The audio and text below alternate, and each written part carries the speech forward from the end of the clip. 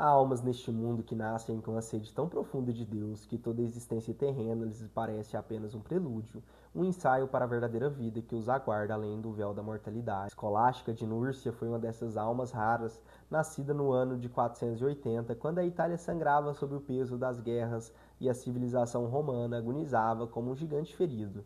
Mas que importavam as convulsões do mundo exterior para aquela criança que já trazia nos olhos o reflexo de eternidades distantes. Filha de Anícios Euprópio e Cláudia Abundância, aristocratas de Núrcia, Escolástica cresceu ao lado de seu irmão Bento, em uma casa onde a riqueza material contrastava estranhamente com a pobreza espiritual da época. Eram, segundo a tradição, gêmeos não apenas de sangue, mas de alma, duas metades de um mesmo mistério divino que se manifestara na terra para mostrar ao mundo que o amor de Deus pode assumir formas tanto masculinas quanto femininas, tanto a força organizadora da regra, quanto a suavidade transformadora da oração. Mas que abismo de diferenças se escondiam nessa aparente semelhança, enquanto Bento, desde jovem, sentia-se chamado a construir, a organizar, a criar estruturas que pudessem conter e canalizar a torrente da graça divina. Escolástica parecia destinada a ser ela própria, essa torrente incontrolável, misteriosa, capaz de mover montanhas, não pela força da vontade, mas pela profundidade do amor.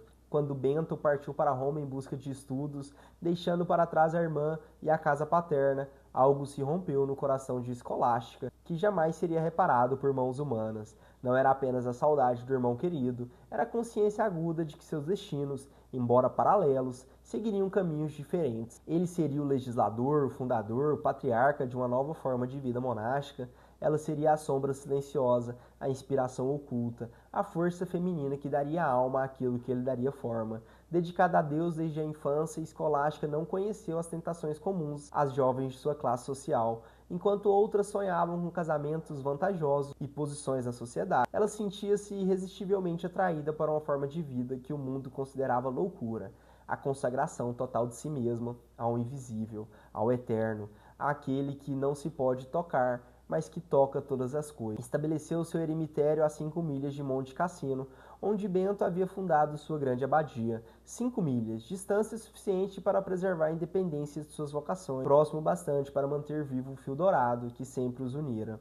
Ali, rodeado por algumas outras virgens consagradas, Escolástica criou o primeiro convento beneditino feminino, tornando-se sem alarde, nem proclamações, a mãe espiritual de incontáveis gerações de mulheres que escolheriam o mesmo caminho de renúncia e amor, mas era nos encontros anuais com Bento que a verdadeira natureza de Escolástica se revelava em toda sua profundidade. Uma vez por ano, apenas uma vez, os irmãos se encontravam em um local neutro, próximo à abadia, para passar o dia em adoração e discussões sobre as coisas de Deus. Que conversas eram essas? Que abismo de experiência mística se abriu entre eles? Bento trazia a sabedoria do organizador, do homem que havia aprendido a domar as paixões humanas através da disciplina. Escolástica oferecia a intuição contemplativa da mulher que havia descoberto que o amor pode ser mais poderoso que todas as regras. E chegou o dia, como chegam sempre esses dias fatídicos na vida dos santos, em que Escolástica pressentiu que aquele seria o último encontro terreno com seu irmão. Havia algo no ar, uma qualidade diferente na luz, uma urgência no coração que lhe dizia: esta é a última vez, a última oportunidade de estar com ele antes que a morte nos separe temporariamente. Jantaram juntos, conversaram sobre as coisas do céu,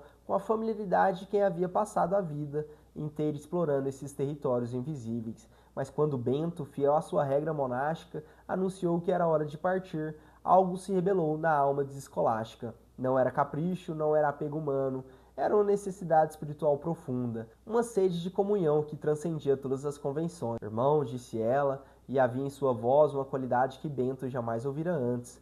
Peço-te que fiques essa noite comigo, para que possamos continuar falando dos prazeres da vida celestial. Mas Bento, homem da regra, homem da disciplina, recusou. Que dizes, irmã? De modo algum posso passar a noite fora de minha cela? Foi então que aconteceu o milagre, que revelaria para sempre a verdadeira natureza do poder feminino na ordem espiritual. Escolástica juntou as mãos sobre a mesa, inclinou a cabeça em oração, e de seu coração brotou uma súplica tão intensa, tão pura, tão carregada de amor divino, que os próprios céus se comoveram.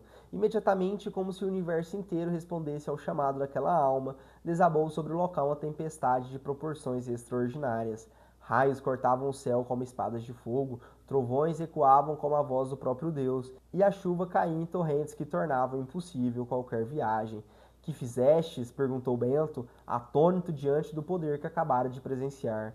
E Escolástica, com a serenidade quem acabara de tocar o coração do Altíssimo, respondeu: Pedi a ti, e não me ouviste. Pedi a meu Deus, e ele me ouviu. Agora sai, se puderes, deixa-me e volta ao teu mosteiro. Naquela resposta estava contida toda a teologia mística do feminino sagrado. Escolástica havia demonstrado que existe um poder superior à regra monástica, o poder do amor puro, da oração contemplativa, da união total com a vontade divina. Ela pôde mais porque amou mais. Como diria mais tarde São Gregório Magno, citando as palavras de São João, Deus é caridade. Passaram a noite inteira em conversas espirituais, consolando-se mutuamente com discussões sobre a vida eterna. E que noite foi aquela? Duas almas que haviam dedicado a existência inteira à busca de Deus, totalmente livres para explorar juntos os mistérios mais profundos da fé, sem as limitações do tempo ou das convenções humanas. 3 dias depois, Bento estava em sua cela quando teve uma visão que marcaria para sempre sua compreensão do destino humano. Viu a alma de sua irmã deixar o corpo e subir ao céu na forma de uma pomba branca e brilhante. Contemplando a glória sem limites que ela havia alcançado, naquele momento, compreendeu que Escolástica havia vencido não apenas a tempestade naquela noite, mas a própria morte, transformando-se em pura luz, puro amor, pura união com o divino. Trouxe o corpo da irmã para seu mosteiro e sepultou-o no túmulo que havia preparado para si mesmo, simbolizando que aquelas cujas almas sempre estiveram unidas em Deus não seriam separadas nem mesmo pela morte. E assim, Santa Escolástica, a mulher que moveu tempestades com a força de sua oração, tornou-se para sempre o símbolo do poder transformador do amor divino, a prova viva de que, no reino do Espírito, a suavidade pode ser mais forte que a força, e o coração que ama pode mover não apenas montanhas, mas os próprios céus. Santa Escolástica de Núrcia, rogue por nós. Em nome do Pai, do Filho e do Espírito Santo. Amém.